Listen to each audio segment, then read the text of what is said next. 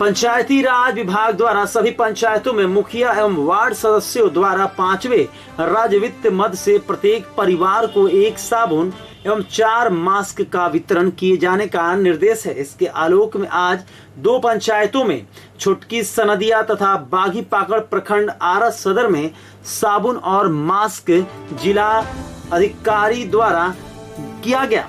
साथ ही पंचायत के सभी जनप्रतिनिधियों, निदेशक DRDA, प्रखंड विकास पदाधिकारी आरा सदर आदि की उपस्थिति में सभी लोगों को सोशल डिस्टेंसिंग के मानकों का पालन करने का सुझाव दिया गया तथा कोरोना जैसी वैश्विक महामारी से लड़ने में सहयोग का आह्वान किया गया।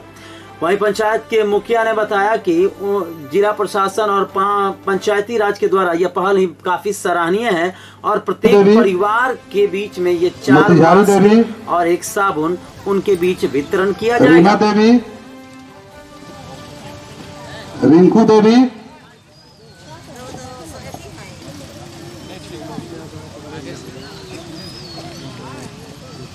मीरा देवी, उषा देवी, जीरा देवी, मनु यादव,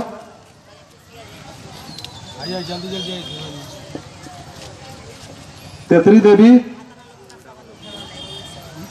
मीना देवी, शांति देवी, सिद्धार्थ देवी,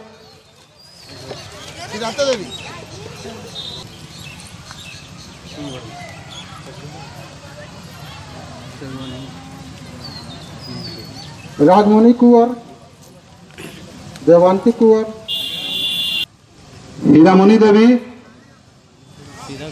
लालमणि देवी,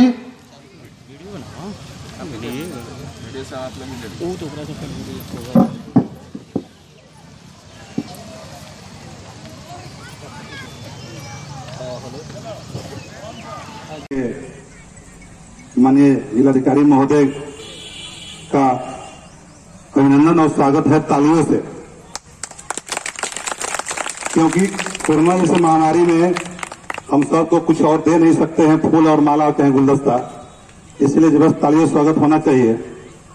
और हम सौभाग्यशाली हैं, आप सौभाग्यशाली हैं कि सर सनदिया पंचायत की धरती पर आज विराजमान है और उम्मीद और विश्वास है कि इस कोरोना की जंग को सर के देख रेख में भोजपुर जीतेगा जरूर, निश्चित ही विजय हासिल करेगा। सर से मैं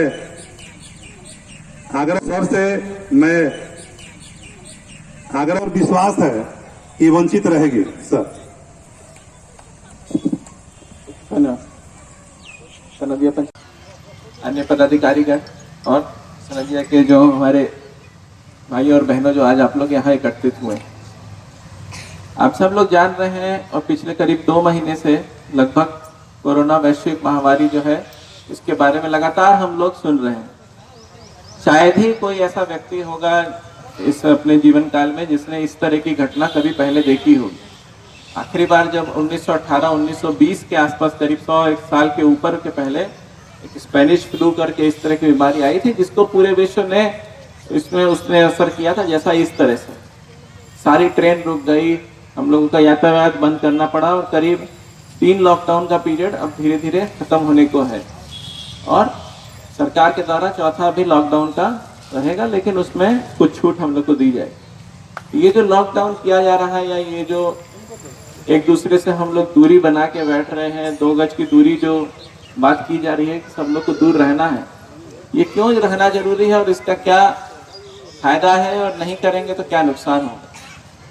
देखिए, भोजपुर जिला में अब तक कुल 21 लोग कोरोना बीमारी से संक्रमित पाए गए, लेकिन उनमें से किसी में भी किसी तरह का कोई लक्षण सर्दी, खांसी या बुखार का नहीं मिला।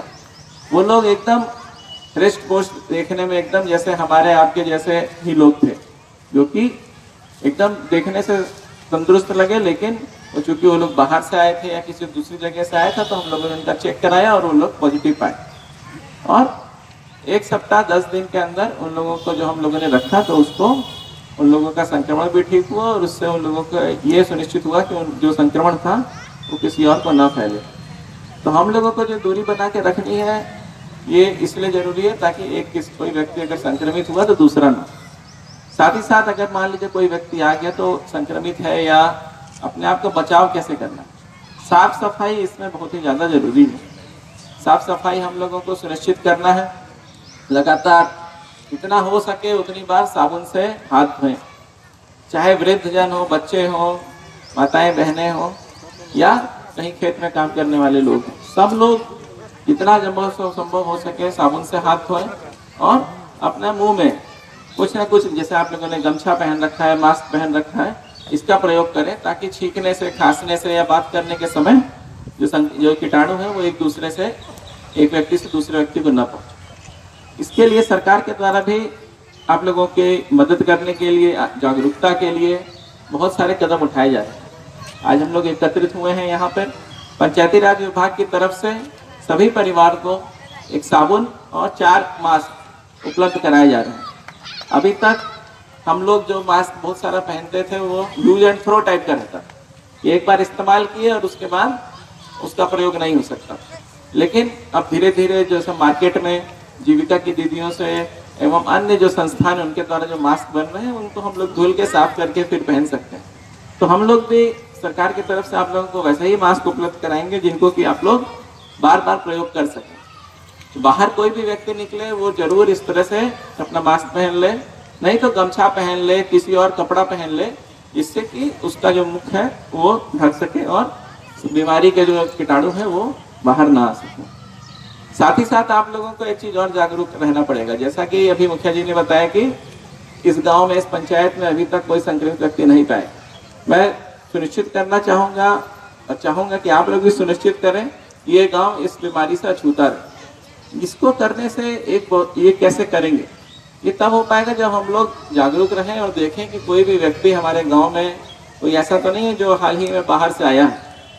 अब तक आप लोगों को अखबार के माध्यम से, मोबाइल के माध्यम से जानकारी मिली होगी कि महाराष्ट्र में जैसे बम्बई है, पूना है, गुजरात में सूरत है, अहमदाबाद है, दिल्ली है, ये कुछ ऐसी जगह है जहाँ से पे संक्रमण जो है बहुत ज़्यादा है और वहाँ से अगर कोई व्यक्ति आ रहा है तो उसके संक्रमित होने की संभावना भी ज़्यादा रहेगी। तो ऐसे लोगों को हम लोगों को चिन्हित करना है, वैसे लोगों को हम लोग प्रखंड स्तरीय जो कैंप है वहाँ रखना है और जिला स्तरीय कैंप जो होगा वहाँ रखें। उन लोगों को हम लोग लगातार देखेंगे, उनकी तबीयत तो ठीक है कि नहीं, और कुछ लोगों का हम लोग रैंडम जांच भी कराएंगे जिससे पता चल सकेगा कि उनमें संक्रमण है कि नहीं। और जैसा कि सरकार के द्वारा निर्देशित है कि जो व्यक्ति अगर बाहर से आ रहे हैं और जो कैंप में रहने की अवधि पूरा कर रहे हैं तो उनके आने का जो खर्चा है वो, और साथ ही साथ रहने के लिए 500 रुपये भी सरकार की तरफ से उनके खाते में, बैंक अकाउंट में दिए जाएंगे। तो ये जागरूकता सब जगह, देखिए हम लोग प्रशासनिक तंत्र तो है जो कि इस चीज़ को देख रहा है, परंतु हर गांव में, हर टोले में, हर व्यक्ति को मैं बीडीओ साहब को या सीओ साहब को या पंचायत सचिव साहब को नहीं पहुंच सकते। तो जब तक आप लोग जागरूक नहीं होंगे और आप लोग नहीं बताएंगे कि हाँ कौन व्यक्ति आया था जिसको कि हटाना है, उसको कैंप में रखना है, उसको अभी तुरंत यहाँ पे अपने घर में नहीं रहना है, तभी हम लोग जाके इसमें सफल होंगे कि ये जो संक्रमण है वो हम लोग इसको रोक सकें। और जैसा मुख्यमंत्री जी ने सबको निर्देश दिया है कि अगले 1 सप्ताह में सभी लोग जो लोग इच्छुक हैं बाहर से वो आ जाए, तो धीरे धीरे हम लोगों का जो समय है, जो अवधि है जिसको कि हम लोगों को देखना है वो दिन प्रतिदिन कम होती जाएगी। और आप सबके प्रयास से हम लोग अगले 15 से 20 दिन में अधिकतम जितने भी हमारे भाई बंधु बाहर से वो लोग आ जाएंगे, उनका 14 दिन का जो पीरियड है वो भी पूरा हो जाएगा। और संक्रमण से हम लोग निपटने के लिए जो हम लोगों का जो मुख्य युद्ध है, जो ये अपने आप में एक लड़ाई है इस कीटाणु के विरुद्ध, उसमें हम लोग जीतने में सफल रहेंगे। तो इस उम्मीद के साथ कि हम लोग का सहयोग जैसे हम लोगों को अब तक मिलता रहा है वैसे ही आगे भी मिलेगा। आप सभी लोगों को यहाँ आने के लिए धन्यवाद। और जागरूक रहें और लोगों को भी जागरूक करें, चाहे छोटे बच्चे हों चाहे बड़े हों। आप सभी लोगों को धन्यवाद। चूंकि सर का कीमती समय है, उनके हाथों से वितरण कराने से पहले मैं कुछ सर से एक बात कहूँगा पंचायत की।